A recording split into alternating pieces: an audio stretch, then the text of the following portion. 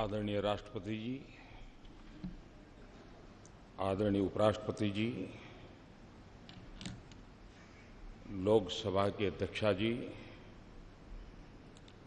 पूर्व प्रधानमंत्री आदरणीय देवेगौड़ा जी, मंत्रिपरिषद के मेरे साथी, सदन के सभी सम्मानित सदस्यगण और विविध क्षेत्र से पधारे हुए सभी वरिष्ठ महानुभाव,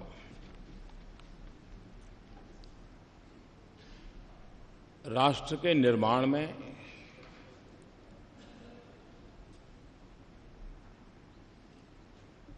कुछ ऐसे पल आते हैं जिस पल पर हम किसी नए मोड़ पर जाते हैं, नए मुकाम की ओर पहुंचने का प्रयास करते हैं।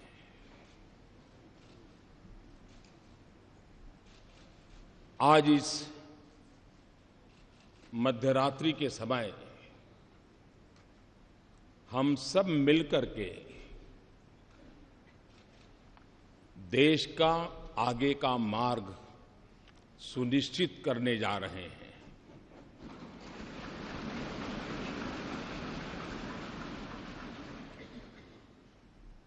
कुछ देर बाद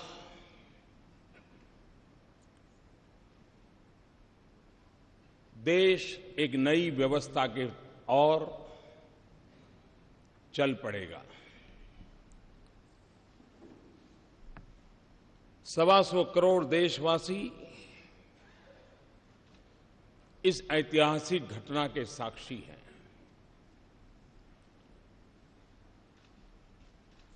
जीएसटी की ये प्रक्रिया ये सिर्फ अर्थव्यवस्था के दायरे तक सीमित है, ऐसा मैं नहीं मानता। पिछले कई वर्षों से अलग अलग महानुभावों के मार्गदर्शन में, नेतृत्व में, अलग अलग टीमों के द्वारा जो प्रक्रियाएं चली हैं, वो एक प्रकार से भारत के लोकतंत्र की, भारत के संघीय ढांचे की,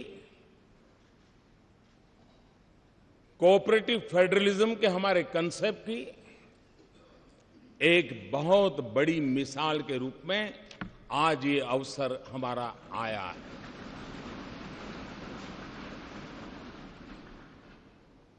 इस पवित्र अवसर पर आप सब अपना बहुमूल्य समय निकाल करके आए हैं। मैं हृदय से आपका स्वागत करता हूं, आपका आभार व्यक्त करता हूं।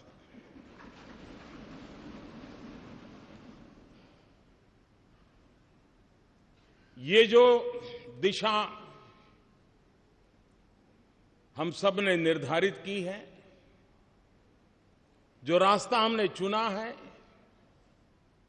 जिस व्यवस्था को हमने विकसित किया है, यह किसी एक दल की सिद्धि नहीं है। यह किसी एक सरकार की सिद्धि नहीं है। ये हम सबकी साझी विरासत है। हम सबके साझे प्रयासों का परिणाम है। और रात्रि को 12 बजे इस सेंट्रल हॉल में हम एकत्र आए हैं। यह वो जगह है जिस जगह पे इस राष्ट्र के अनेक महापुरुषों के पद चिन्हों से इस जगह ने अपने आप को पावन किया हुआ है। ऐसी पवित्र जगह पर हम बैठे हैं और इसलिए आज सेंट्रल हॉल की इस घटना के साथ हम याद करते हैं 9 दिसंबर 1946 संविधान सभा की पहली बैठक का ये सभागृह साक्षी है। हम उस स्थान पर बैठे हैं जब संविधान सभा की प्रथम बैठक हुई। पंडित जवाहरलाल नेहरू, मौलाना अब्दुल कलाम आजाद, सरदार वल्लभ भाई पटेल, बाबा साहब आम्बेडकर, आचार्य कृपलानी, डॉक्टर राजेंद्र बाबू, सरोजिनी नायडू, ये सब महापुरुष पहली कतार में बैठे हुए थे। उस सदन में जहां कभी 14 अगस्त 1947 रात को 12 बजे देश की स्वतंत्रता की उस पवित्र महान घटना, ये स्थान उनका साक्ष्य है। 26 नवंबर 1949 देश ने संविधान को स्वीकार किया। यही जगह उस महान घटना का भी साक्षी के रूप में है। और आज वर्षों के बाद एक नई अर्थव्यवस्था के लिए, संघीय ढांचे की एक नई ताकत के लिए जीएसटी के रूप में इसी पवित्र स्थान से बढ़कर के मैं समझता हूं कोई और स्थान नहीं हो सकता है इस काम के लिए।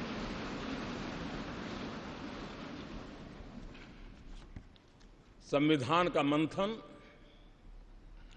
2 साल 11 महीने और 17 दिन तक चला था।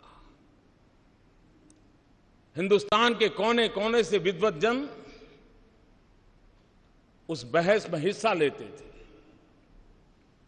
वाद विवाद होते थे, राजी नाराजी होती थी, सब मिलकर के बहस करते थे, रास्ते खोजते थे। कभी इस पार कभी उस पार नहीं जा पाए तो बीच का रास्ता खोज करके चलने का प्रयास करते थे। ठीक उसी तरह ये जीएसटी भी एक लंबी विचार प्रक्रिया का परिणाम है। सभी राज्य समान रूप से, केंद्र सरकार उसी की बराबरी में और सालों तक चर्चा की है। संसद में इसके पूर्व के भी सांसदों ने, उसके पूर्व के सांसदों ने लगातार इस पर बहस की है।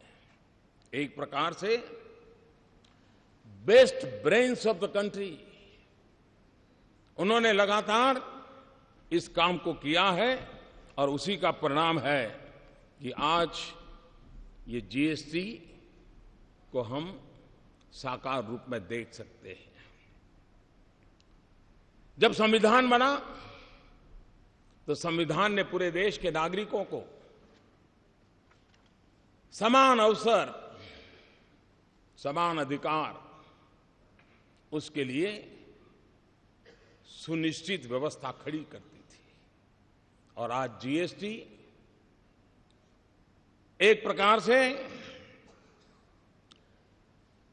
सभी राज्यों के उन मोतियों को एक धागे में परोने का और आर्थिक व्यवस्था के अंदर एक सुचारू व्यवस्था लाने का एक अहम प्रयास है। जीएसटी ये कोऑपरेटिव फेडरलिज्म की एक मिसाल है जो हमें हमेशा हमेशा और अधिक साथ मिलकर चलने की ताकत देगी। जीएसटी ये टीम इंडिया का क्या परिणाम हो सकता है, ये टीम इंडिया की कर्तृत्व शक्ति का, सामर्थ्य का परिचायक है। ये जीएसटी काउंसिल केंद्र और राज्य ने मिलकर के उन व्यवस्थाओं को विकसित किया है जिसमें गरीबों के लिए जो पहले उपलब्ध सेवाएं थी उन सारी सेवाओं को बरकरार रखा है। दल कोई भी हो, सरकार कहीं की भी हो, गरीबों के प्रति संवेदनशीलता इस जीएसटी के साथ जुड़े हुए सब लोगों ने समान रूप से उसकी चिंता की है। मैं जीएसटी काउंसिल को बधाई देता हूं। अब तक इस काम का नेतृत्व जिन जिन लोगों ने किया है, अरुण जी ने विस्तार से कहा था, मैं उसका पुनरावर्तन नहीं करता हूं। मैं उन सबको भी बधाई देता हूं। इस प्रक्रिया को जिन जिन लोगों ने आगे बढ़ाया उन सबको मैं बधाई देता हूं। आज जीएसटी काउंसिल की 18वीं मीटिंग हुई और थोड़ी देर के बाद जीएसटी लागू होगा। ये भी संजोग है कि गीता के भी 18 अध्याय थे और जीएसटी काउंसिल की भी 18 मीटिंगें हुई और आज हम उस सफलता के साथ हम आगे बढ़ रहे हैं। एक लंबी प्रक्रिया थी, परिश्रम थी, शंका आशंकाएं थी, राज्यों के मन में गहरे सवाल थे, लेकिन अथाग पुरुषार्थ, परिश्रम, दिमाग की जितनी भी शक्ति उपयोग में लाई जा सकती है, ला करके इस कार्य को पार किया है। चाणक्य ने कहा था, यद्दुरम यद्दुराद्यम यच्च दुरे व्यवस्थितम तत्सर्वम तपसा साध्यम तपो ही दुर्ति क्रमम।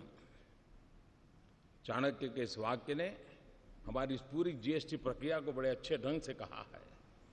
कोई वस्तु कितनी ही दूर क्यों न हो, उसका मिलना कितना ही कठिन क्यों न हो, वो पहुंच से कितनी ही बाहर क्यों न हो, कठिन तपस्या और परिश्रम से उसे भी प्राप्त किया जा सकता है और ये आज हुआ है।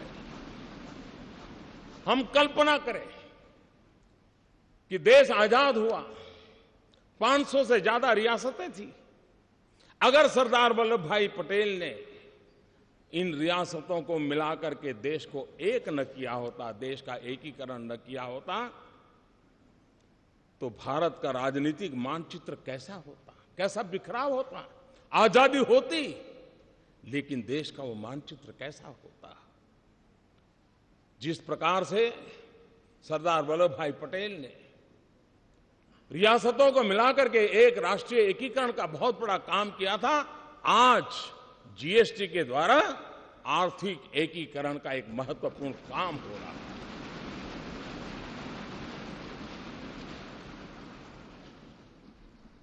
29 राज्य, 7 केंद्र शासित प्रदेश, केंद्र के 7 टैक्स, राज्यों के 8 टैक्स और हर चीजों के अलग अलग टैक्स का हिसाब लगाएं, 500 प्रकार के टैक्स कहीं न कहीं अपना रोल कर रहे थे। आज उन सब से मुक्ति पाकर के अब गंगानगर से लेकर के ईटानगर तक, लेह से लेकर के लक्षद्वीप तक, वन नेशन वन टैक्स, ये सपना हमारा साकार होके रहेगा। और जब इतने सारे टैक्स, 500 अलग अलग हिसाब लगाए, 500 टैक्स। आल्बर्ट आइंस्टाइन प्रखर वैज्ञानिक, उन्होंने एक बार बड़ी मजेदार बात कही थी। उन्होंने कहा था, दुनिया में अगर कोई चीज समझना सबसे ज्यादा मुश्किल है तो वो है इनकम टैक्स। ये आल्बर्ट आइंस्टाइन ने कहा था। मैं सोच रहा था अगर वो यहां होते तो पता नहीं ये सारे टैक्स देख करके क्या कहते, क्या सोचते। और इसलिए, और हमने देखा है कि उत्पाद के अंदर के उत्पादन में तो ज्यादातर कोई बहुत असमानता नहीं आती है, लेकिन जब प्रोडक्ट बाहर जाता है राज्यों के अलग अलग टैक्स के कारण असमानता दिखती है। एक ही चीज दिल्ली में एक दाम होगा, 25-30 किलोमीटर दूर गुरुग्राम में दूसरा लगेगा, और उधर नोएडा में गए तो तीसरा होगा। क्यों?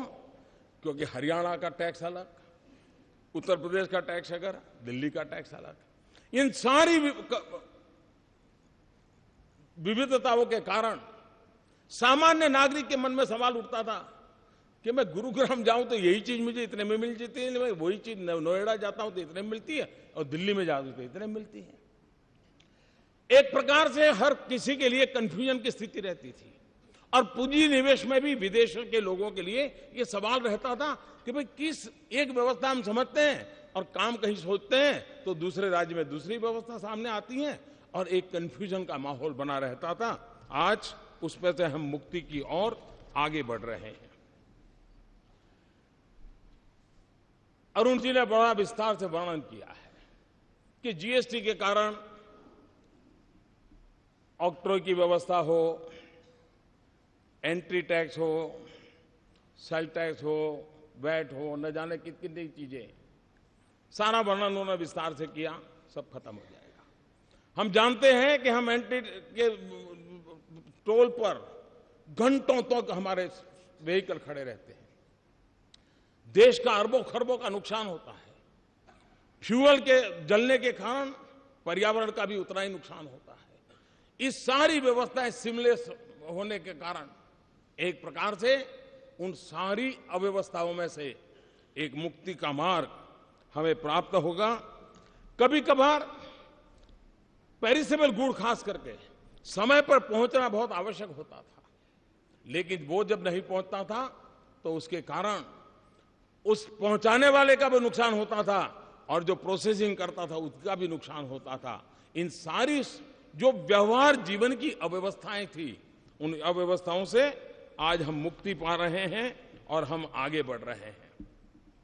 जीएसटी के तौर पर देश एक आधुनिक टैक्सेशन सिस्टम की ओर आज कदम रख रहा है, बढ़ रहा है। एक ऐसी व्यवस्था है जो ज्यादा सरल है, ज्यादा पारदर्शी है। एक ऐसी व्यवस्था है जो काले धन को और भ्रष्टाचार को रोकने में एक अवसर प्रदान करती है। एक ऐसी व्यवस्था है जो ईमानदारी को अवसर देती है, जो ईमानदारी से व्यापार करने के लिए एक नया उत्साह और उमंग भरने की व्यवस्था इससे मिलती है। एक ऐसी व्यवस्था है जो नए गवर्नेंस के कल्चर को भी लेकर के आती है और जिसके द्वारा जीएसटी हम लेकर के आए हैं। भाइयों साथियों, टैक्स टेररिज्म और इंस्पेक्टर राज, ये बात कोई नई नहीं है। सब दूर ये शब्द हम सुनते आए हैं, परेशानी भुगतने वालों से हमने उस चिंता को अनुभव किया है। और जीएसटी की इस व्यवस्था के कारण, टेक्नोलॉजिकली सारा ट्रेल होने के कारण अब अफसरशाही, उसके लिए ग्रे एरिया बिल्कुल समाप्त हो रहा है। उसके कारण जो सामान्य व्यापारियों को, सामान्य कारोबारियों को, अफसरों के द्वारा जो परेशानियां होती रही हैं, उससे मुक्ति का मार्ग इस जीएसटी के द्वारा कोई ईमानदार व्यापारी बेवजह परेशान हो, वो दिन इसके साथ खत्म होने की पूरी संभावना इस जीएसटी के अंदर है। इस पूरी व्यवस्था में छोटे व्यापारियों को 20 लाख तक का व्यापार करने वालों को पूरी तरह मुक्ति दे दी गई है, और जो 75 लाख तक है उनको भी कम से कम इस चीजों से जुड़ना पड़े, इसकी व्यवस्था की है। ये बात ठीक है कि स्ट्रक्चर में लाने के लिए कुछ व्यवस्थाएं की है, लेकिन वो मिनिमम व्यवस्थाएं, नाम मात्र की व्यवस्थाएं की गई हैं, और उसके कारण सामान्य मानवी जो है उसके लिए इस नई व्यवस्था से कोई बोझ होने वाला नहीं है। साथियों, जीएसटी की व्यवस्था ये बड़ी बड़ी आर्थिक भाषा में जो बोला जाता है वहां तक सीमित नहीं है। बड़े बड़े शब्द इसके साथ जोड़े जाते हैं, लेकिन अगर सरल भाषा में कहूं कि देश के गरीबों के हित के लिए ये व्यवस्था सबसे ज्यादा सार्थक होने वाली है। आजादी के 70 साल के बाद भी हम गरीबों तक जो पहुंचा नहीं पाए हैं, ऐसा नहीं कि प्रयत्न नहीं हुए हैं, सब सरकारों ने प्रयत्न किए हैं, लेकिन संसाधनों की मर्यादा रही है कि हम हमारे देश के गरीब की उन आवश्यकताओं की पूर्ति में कहीं न कहीं कम पड़े हैं। अगर हम संसाधनों को सुव्यवस्थित ढंग से, और बोझ किसी एक पर न जाए, बोझ स्प्रेड हो जाए, हॉरिजॉन्टल जितना हम स्प्रेड करें उतना ही देश को वर्टिकल ले जाने की सुविधा बढ़ती है। और इसलिए उस दिशा में जाने का काम, अब वो कच्चा बिल पक्का बिल ये सारी खेल खत्म हो जाएंगे, बड़ी सरलता हो जाएगी। और मुझे विश्वास है छोटे मोटे व्यापारी भी ये जो गरीब को बेनिफिट मिलने वाला है वो जरूर उसको ट्रांसफर करेंगे, ताकि गरीब का भला हम लोगों का आगे बढ़ाने के लिए बहुत बहुत काम आने वाला है। कभी कभी आशंकाएं होती हैं कि ये होगा, दिखना नहीं होगा, फलाना नहीं होगा। और हमारे देश में हम जानते हैं कि जब 10th और 12th के रिजल्ट ऑनलाइन देने की शुरुआत की और एक साथ सब गए जब, तो सारा हैंगअप हो गया और दूसरे दिन खबर यही बन गई कि ऐसा हो गया। आज भी काफी इसी चर्चा होती है। ये बात ठीक है कि हर किसी को टेक्नोलॉजी नहीं आती है, लेकिन हर परिवार में 10वीं 12वीं का अगर विद्यार्थी है तो उसको ये सारी चीजें आती है। कोई मुश्किल काम नहीं, इतना सरल है। घर में 10वीं 12वीं का विद्यार्थी भी रहता है तो चीजें छोटे से व्यापारी को भी, और वो मदद कर सकता है, रास्ता निकल सकता है। जो लोग आशंकाएं करते हैं, मैं कहता हूं कृपा करके ऐसा मत कीजिए। अरे आपका पुराना डॉक्टर हो, आप उसी से अपनी आंखें लगातार चेक करवाते हो, वही हर बार आपके नंबर निकालता हो, आपका चश्मा बनाने वाला भी निश्चित हो, आप वहां आपके नंबर बनवाते हो, और फिर भी जब नया नंबर वाला चश्मा आता है तो एक आध 2 दिन तो आंख ऊपर नीचे करके एडजस्ट करना पड़ता है। ये बस इतना ही है। और इसलिए थोड़ा सा हम प्रयास करेंगे, इस व्यवस्था के साथ हम आसानी से जुड़ जाएंगे। और इसलिए मैं आपसे आग्रह करता हूं कि अफवाहों के बाजार को बंद करें, और अब जब देश चल पड़ा है तो सफल कैसे हो, देश के गरीब जनों की भलाई के लिए कैसे काम हो, उस पर हम दे करके चलें। और तब जाकर के जीएसटी की इस निर्णय का वैश्विक इकोनॉमिक वर्ल्ड में एक बहुत सकारात्मक प्रभाव हुआ है। भारत में जो पूंजी निवेश करना चाहते हैं उनके लिए भी एक प्रकार की व्यवस्था बहुत आसानी से वो समझ पाते हैं और उसको चला पाते हैं।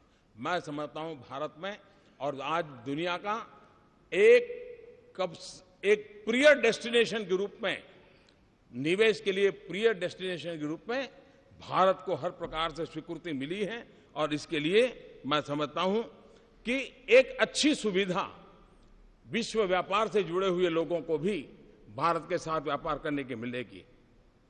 जीएसटी एक ऐसा कैटालिस्ट है जो देश के व्यापार को, उसमें जो असंतुलन है उस असंतुलन को खत्म करेगा। जीएसटी एक ऐसा कैटालिस्ट है जिससे एक्सपोर्ट प्रमोशन को भी बहुत बल मिलेगा।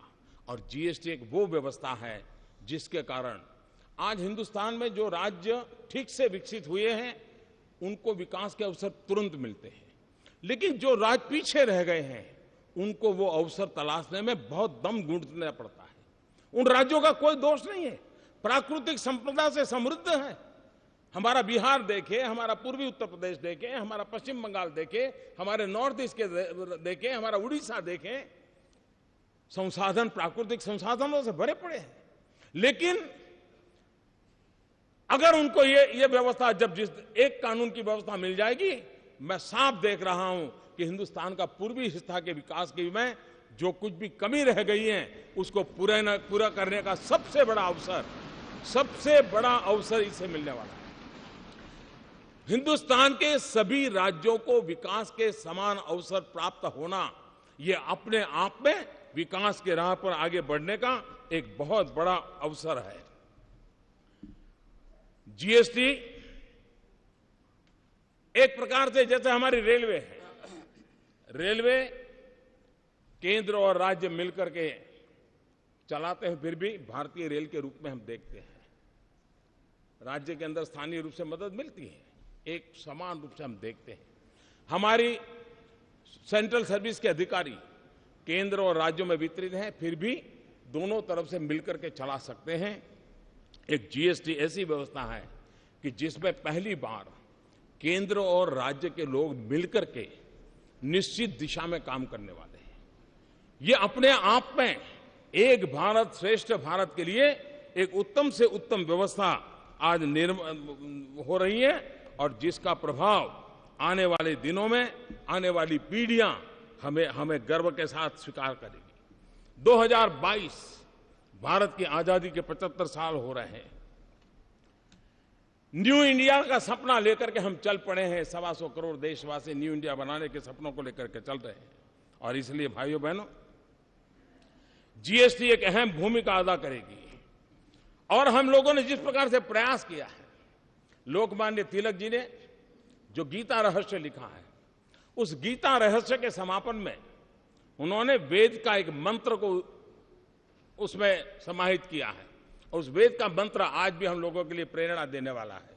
और लोकमान्य तिलक जी ने कहा है, उसका उल्लेख किया हुआ है, मूलतः ऋग्वेद का एक श्लोक है, समानी वह आकृति ही समाना हृदयानि वह समानमस्तु वो मनो यथा वह सुसहासति।